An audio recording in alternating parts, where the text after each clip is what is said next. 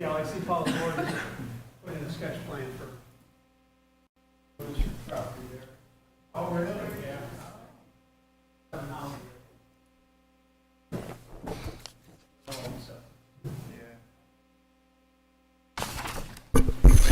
Well, good evening, ladies and gentlemen. Appreciate everyone attending this workshop. Okay, well, the few of you that are attending this workshop, but we do appreciate it. We do have, I think it's 4 resolutions on the agenda this evening that need to be addressed, and before we can do that, we're looking for some additional education. So we'll turn the program over to Ms. Rayburn. I'm going to turn it over to Mike Coke-White from Labella to walk you through. You all should have gotten a book. All right, Mike, I would have just introduced you if I didn't know how quickly that can got kicked. They always pass it off to the handsome ones, you know? So, does everyone have a packet in front of them, or does anyone need one? Nope. Happy to supply. Good? Okay. Need one? So, We share. We can okay, share. I've got extra if you need. I haven't. Wonderful. We can share. We can share. We're good. So I'm Michael Coke-White. I'm with LaBelle Associates. I've been assisting Kathy with the CDBG grant. This is particularly the CDBG CV CARES Act program. It's a long one. And this program is specifically for supporting small businesses, not generally the use of CDBG funds. There is a micro-enterprise program, which this is based off of, but this is particular to the coronavirus relief, recovery, and resiliency, and therefore there are a number of resolutions that don't make a whole lot of sense. So happy to be here tonight to explain why we're adopting them, what's the requirements of them, and any long-term ramifications of that. The first thing I'd like to point out is there was one small error on the title of the first resolution. That was for the certifying officer resolution. It says water systems. That's been corrected. But the resolution itself is fine. The title, it says there, water systems, that's incorrect. It's actually Small Business Assistance Program. So we've made those corrections. Wanted to inform you all of those. That first is actually not a required resolution, but it is recommended by the CDBG staff. And the intent of it is to certify Jack as the ability as town supervisor to oversee the secret process for this grant. It is a type 2 because we're literally just writing checks to businesses. There's no environmental impact allowed, and we're reviewing all the applications to ensure that no construction or modification of buildings or sites is done through the use of this grant. So that's the first one. Any questions I can answer on the certifying officer resolution for environmental review, or the environmental review process? So you said it was for small businesses? Correct. That's the title? That is correct. Also, the number on the title was incorrect. It is correct down in the body of the paragraph. This is, the CDBG project number is 1179 CVSB 25-21.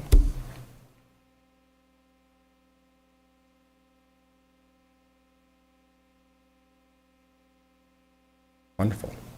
So You have that certification and resolution is the first step in the environmental process. From there, we'll be looking at floodplains and all kinds of other things that are totally irrelevant to small business support program, but are steps we need to take to ensure that we're not creating any environmental impacts through the program.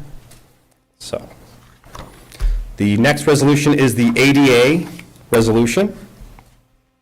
That is compliance with Title II of the Americans with Disabilities Act, Section 504 of the Rehabilitation Act of 1973. This resolution just states that the town will comply with the standards of those two laws, and that there is a plan in place in order to ensure compliance and a process if a town resident has a complaint or grievance against the process. And all of that is documented in the handout. That includes things such as communication, access to employment, physical accessibility to programs, and the compliant procedures related. Do you have any questions on ADA?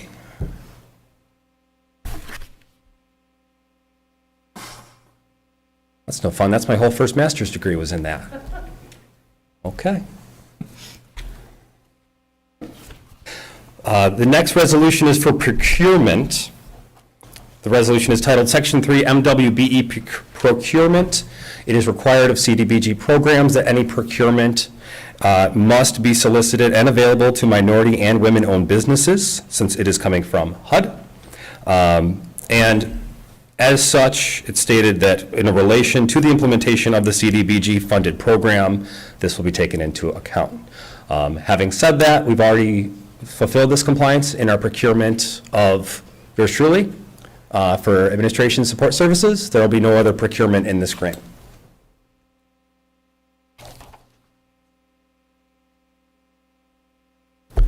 Any questions on procurement policy?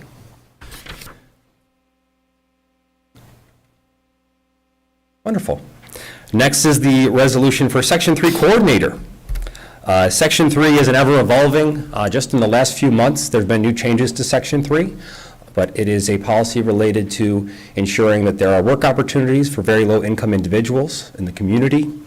There is requirements as far as posting jobs, things of this nature, and it is designating a coordinator for these efforts. And that would be the Director of Economic Development, so it would be Kathy Rayburn at this point. However, if someone else were appointed to that position, they would take on that role.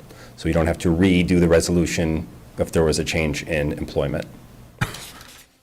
You're not allowed to leave. What? You're not allowed to leave your position as long as I'm here. Any questions on the Section 3 coordinator? Oh, wonderful. The last thing is a resolution that was already passed, but I wanted to open up any conversation or questions about the Fair Housing Officer. Kathy Rayburn has already been appointed as the Fair Housing Officer, and a plan has been adopted through that resolution.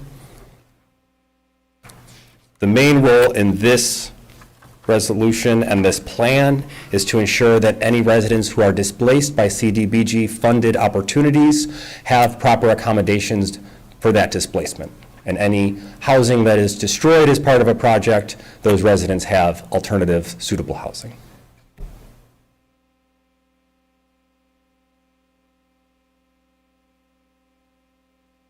Wonderful. Any questions on any of the resolutions or guidance? Yes. Wonderful. So, and this, Mike, you may be able to answer this, or maybe council as well. So any of these four resolutions, certainly we're taking action based on the Community Development Block Grant Program. Do any of these change the way we have future action regarding American Disabilities Act or procurement policy for the town?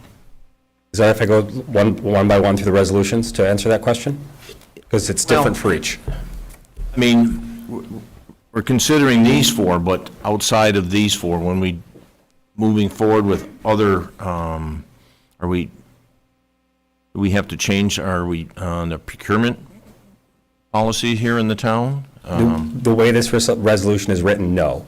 It was altered slightly from the template in order to say in accordance with this CDBG funding opportunity. So your procurement policy would not have to change for anything else other than if you were to do further procurement for this grant. However, there's no other categories of procurement other than administration. A great question. The way it's written, no. Additionally, you asked about for the ADA. So Yes. that does affect future operations of the town in that there is a policy and plan for dealing with any grievances. However, before there was no plan or policy, so there would be no guidance on how to deal with the grievance of ADA accessibility in compliance with the law. So it provides a template for future situations that may arise. It's not really a negative or additional work by any means. And then the fair housing is the only other one I'd like to enlighten to, and then also any input from council is more than welcome. But for your fair housing officer, there is an annual requirement to continually show efforts to further development of fair housing opportunities in the town. That could be in the form of a workshop, webinar, but there must be some training and continual engagement of the fair housing officer on that front. And is there reporting on that as well? Yes, and that's outlined in the Fair Housing Plan. It needs to be sent to who, the state of New York? Yes, it's sent through, I believe, the HUD website. I just want to double check.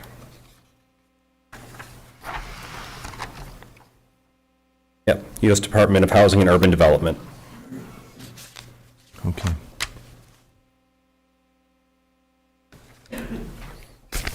It is some additional work and resource, however, it's also a advantageous policy to have in place when pursuing future funding from other sources.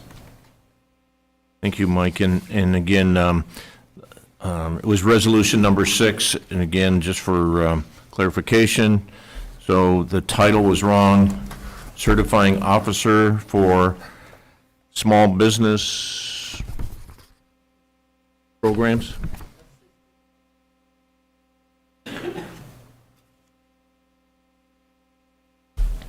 Small business assistance programs, okay.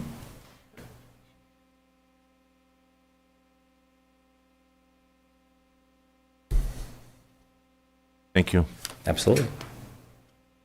Board member, any other board member have a question?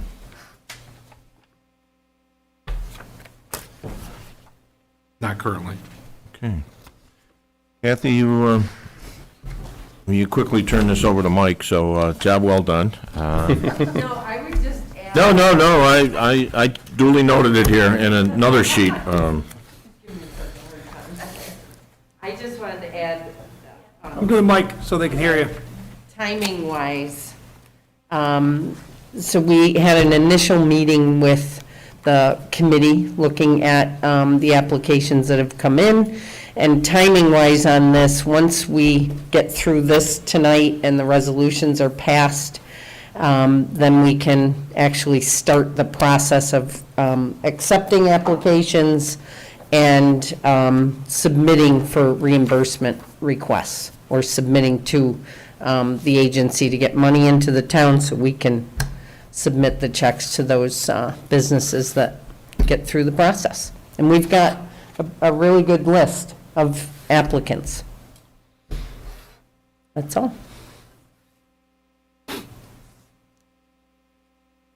The only addition I'd put to that is pending the outcome of the environmental checklist submission. This is the first step, is assigning an officer for the environmental review. Once that's complete, we can submit our packet, which is roughly about the same size as this booklet here, showing all of our compliance for the program. That has to be accepted before we can start receiving and dispersing funds. So when that is, first of all, how long do you expect for that to take? As soon as I get a signature, it's ready to go. Okay. Do we need to do a follow-up resolution accepting that or anything like that, or no? Okay. Yes. Thank you. Thanks, Mike. I guess that's no questions for Mike or Kathy? Thank you all. Okay, workshop is done. We'll recess until the start of our meeting at